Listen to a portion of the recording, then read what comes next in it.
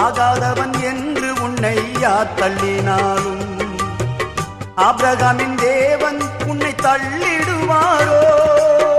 தஞ்சம் என்று வருபவரை தள்ளாத நேசரவே, தஞ்சம் என்று வருபவரை தள்ளாத நேசரவே. அஞ்சிடாதே மகனே மகளே என்று உன்னை தேற்றிடவே உனக்கொருவர் இருக்கின்றார், உன்னை விசாரிக்க துடிக்கின்றார். உன்னையும் என்னையும் இயேசு நேசிக்கிறார்.